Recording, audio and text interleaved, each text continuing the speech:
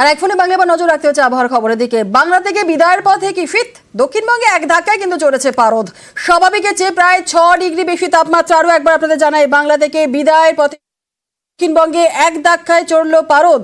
স্বাভাবিকের চেয়ে প্রায় 6 ডিগ্রি বেশি তাপমাত্রা। বিশ্বজিৎ সাহা রয়েছে। বিশ্বজিৎ, আবহাওয়া অফিস কি বলছে? দেখো, আজকে যে তাপমাত্রা রয়েছে কলকাতায়, সর্বনিম্ন তাপমাত্রা রয়েছে সেই তাপমাত্রা কিন্তু 7 ডিগ্রি সেলসিয়াস বেশি আছে। অর্থাৎ কলকাতায় স্বাভাবিকের যে তাপমাত্রা তার থেকে 7 ডিগ্রি সেলসিয়াস তাপমাত্রা বেশি।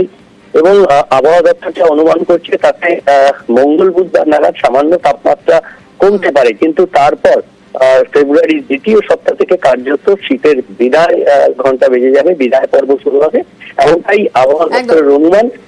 কারণ যে পরিস্থিতি তৈরি হয়েছে, পরপর পশ্চিমী ঝঞ্ঝা এবং তাতে শীত আটকে যাচ্ছে এবং পূবালি হাওয়া, এই পূবালি হাওয়াতে জলীয় বাষ্প ঢুকছে। কাজেই আগামী দুদিন অন্তত কুয়াশা থাকবে, জলীয় বাষ্পপূর্ণ। এই জায়গা থেকে একটু জানতে চাইবো বিশ্বজিৎ, যেমনটা তুমি বলছিলে যে কুয়াশার দাপট থাকবে, রাজ্যে কুয়াশার দাপট থাকছে এবং আজ সকাল থেকেও বেশ কুয়াশা আমরা দেখেছিলাম বিভিন্ন জায়গায়।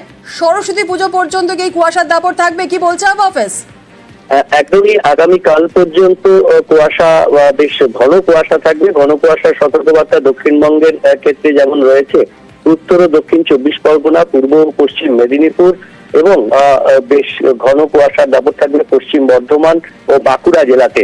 এই কয়েকটি জেলাতে ঘন কুয়াশা থাকলেও অন্যান্য জেলা কলকাতা সহ সেখানে হালকা থেকে মাঝারি কুয়াশা থাকবে। 3 তারিখ পর্যন্ত আংশিক মেঘলা আকাশ, তারপর আকাশ পরিষ্কার হবে এবং তার সঙ্গে সঙ্গেই আকাশ পরিষ্কার সঙ্গে কিন্তু তাপমাত্রা কিছুটা কমবে, তবে একেবারে খুব বেশি নিচে নামবে না।